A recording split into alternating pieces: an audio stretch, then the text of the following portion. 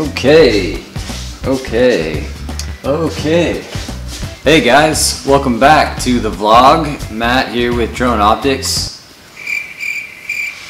I just realized on the last vlog I didn't do that thing. Anyway, this vlog number 5, is going to be about how to set up the P4 from start, complete scratch. So this video might be more for someone who's just starting out flying drones, or somebody maybe who's new and really interested in figuring out how to nail down the settings. I know when I first started flying it was overwhelming. I picked up the controller and I just wanted to fly, and it's just like, you have all these like options and modes, sensitivities, gimbals, So with that said, how I'm going to do this, we're going to dive into the app. I'm going to put the app up on the screen.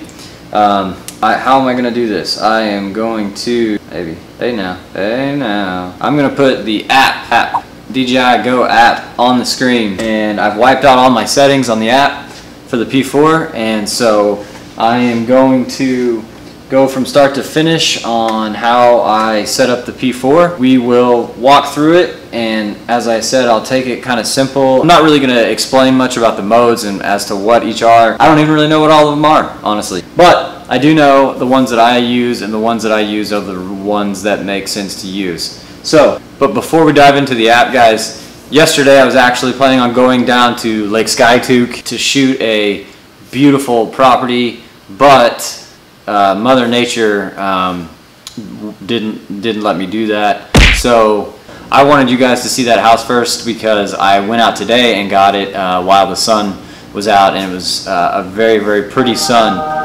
over the lake. So I want you guys to see this first before we dive into the settings. Check it out.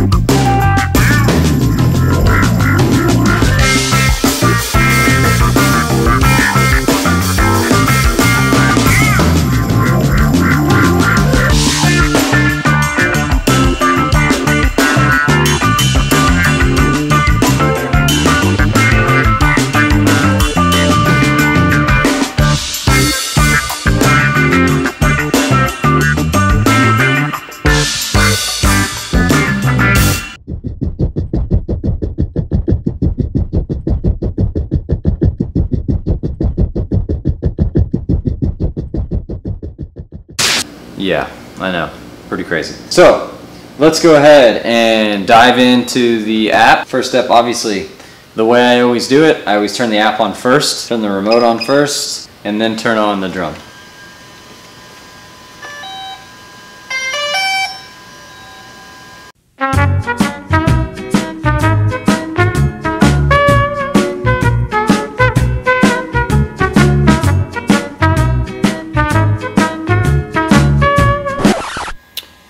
Okay guys, so when you first sign in, this is what your screen will look like after you open up the app, and we're just going to go ahead, it's going to kind of give you your status for everything and how your drone is responding, its battery life, its gimbal status, any errors that might happen, or any firmware updates that you need are going to pop up here.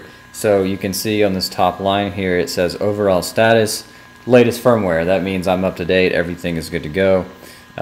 Your mode, your compass is good. So you can look that over when you first get in. I typically just push this X on the top right as fast as I can, which gets you to your main screen here. When you're on the screen, you can see everything, and it could be very overwhelming when you first turn on your screen and you see this.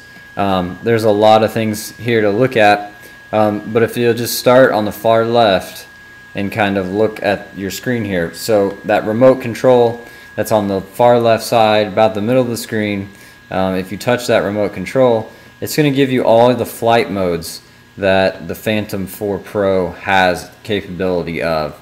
So you can see active track, draw, tap fly, gesture, tripod. You have all these modes, point of interest, home lock, that you can use this for, and I'm going to do a video on each one of them and how to use each one of them appropriately, and they're all awesome. So one mode I do use frequently for the P4 is the mode on the very bottom right called tripod. You can't select it until you actually get in flight, but it just slows down everything significantly. It is a very, very slow mode. So if you're shooting a tower or something like that, it's a good thing to use. So I just X back out. We're here on the main screen again. That is just really kind of showing you the modes that are there. So let's dive right into the settings. If you notice at the top there, you see your auto ISO, and you see your shutter speed right next to that, and your aperture, and then you see your white balance. That's your camera settings, everything that's going on with your actual camera. And you can see next to that your memory card status. It says JPEG, no SD card, and you see on that circle on the far right screen, please check it on the map. There's no SD card. I don't have an SD card in there right now. So take a minute, get familiar with that screen. When you fly, you can do that. You can just literally swipe up the screen and get rid of all of that if you don't like flying with it on there.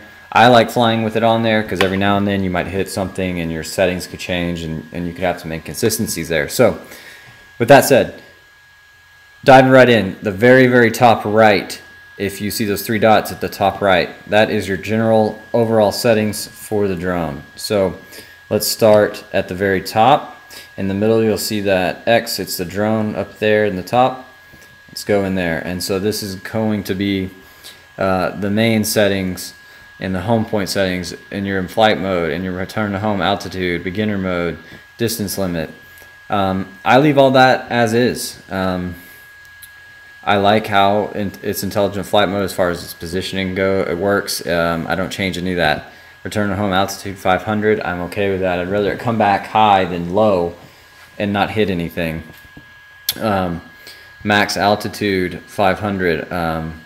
I leave the distance limit off. So let's go at the very bottom. This is one of the very important ones to go into. Advanced settings. I'm going to go with the first one. You can see where it says gain and expo tuning. EXP. You push your stake at these settings that right now, it responds immediately. What I do in the settings I prefer is 0.31 all the way across here. But I want to leave it right here so you can see the difference.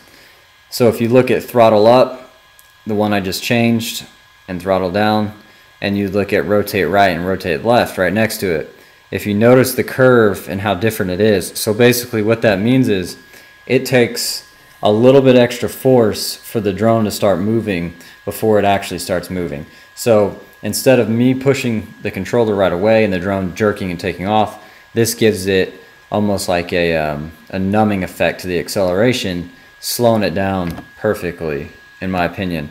I've played around with this for a long time, and I've just ended up on 0.31 all the way across the board because I like just the way it responds that way. So I'll set my EXP settings to 0.31 all the way across the board, and you'll hit this back arrow at the top. Now we're going to go to sensitivity. This is the actual drone itself and the responsiveness of the motors.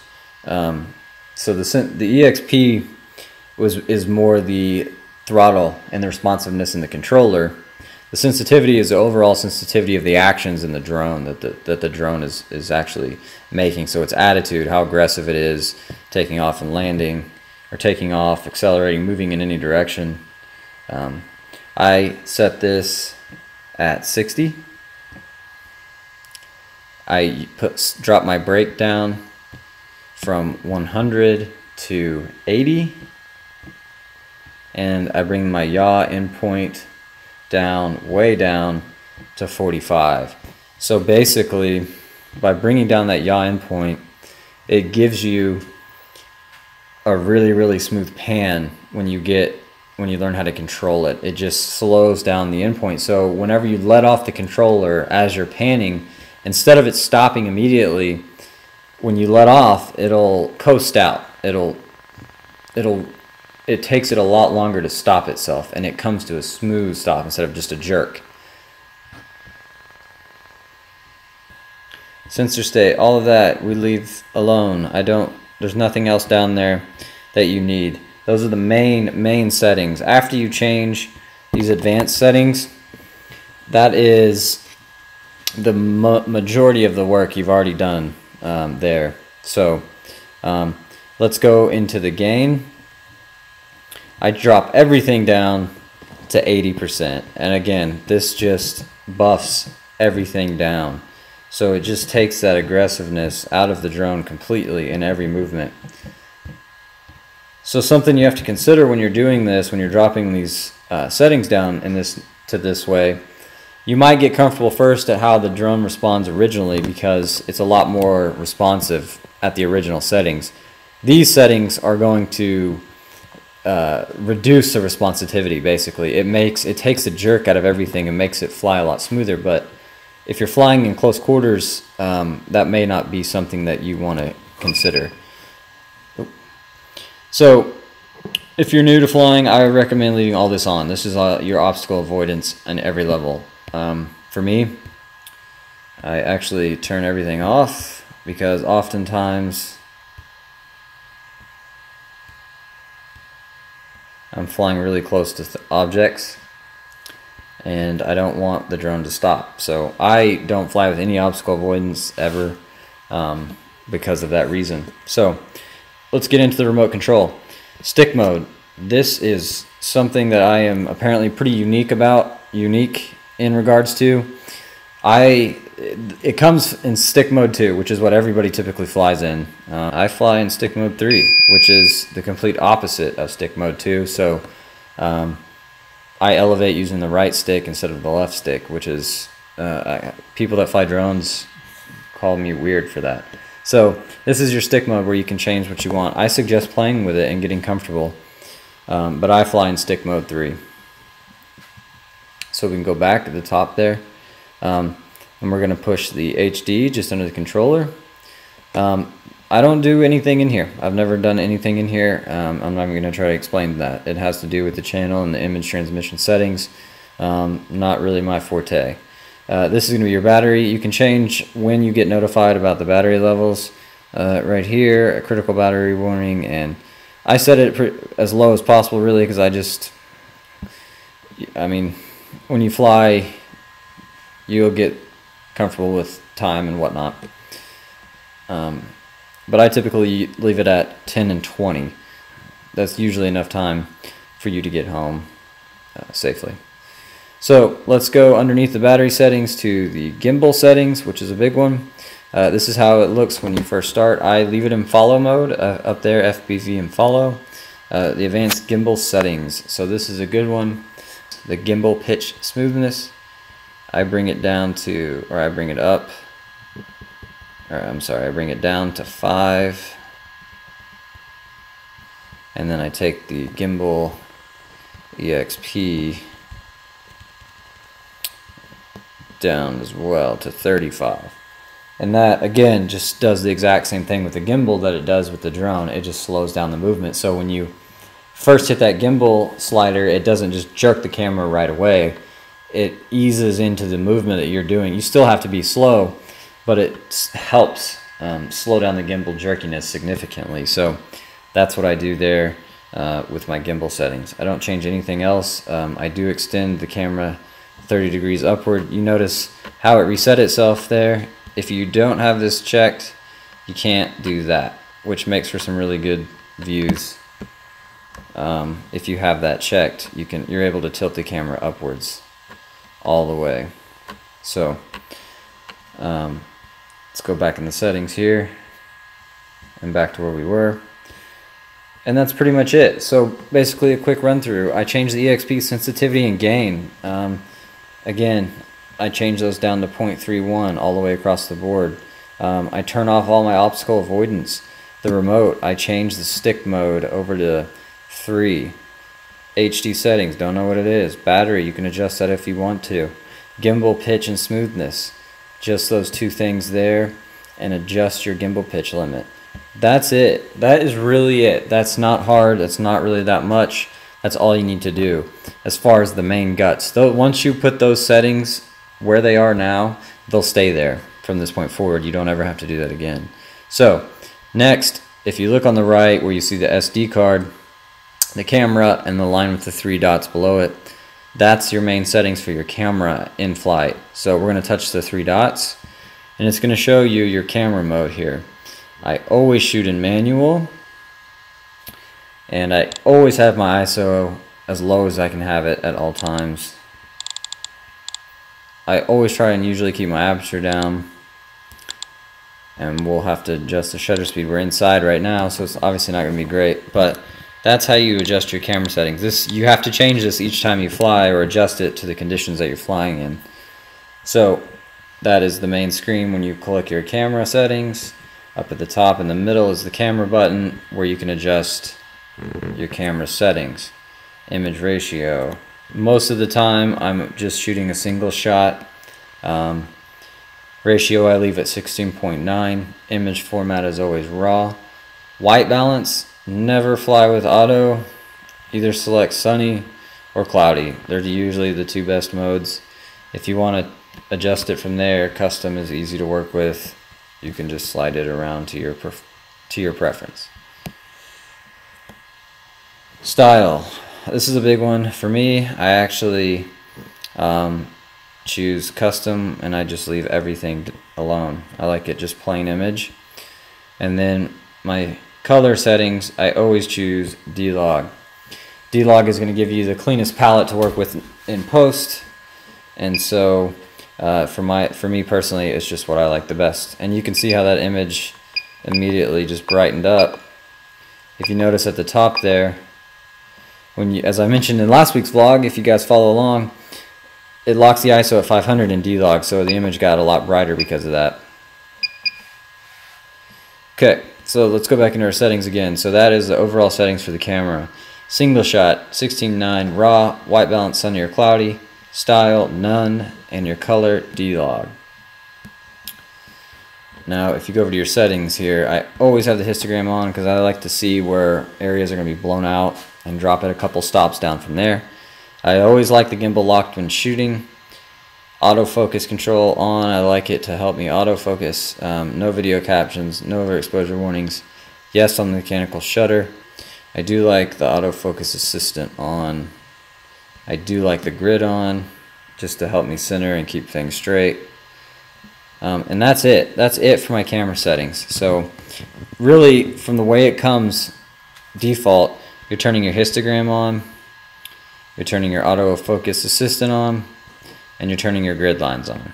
3 things. That's it. So that's it for the camera. Let's look at the video. So again, it's the same thing up here. You can adjust your settings based on the video that you're shooting. And then here is going to be all your video settings.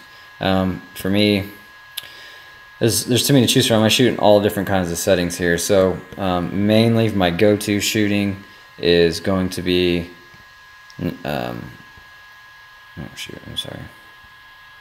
For me, my go-to is going to be 4K at 24 frames per second or 4K at 48 frames per second. Those are usually just the two that I like to shoot in.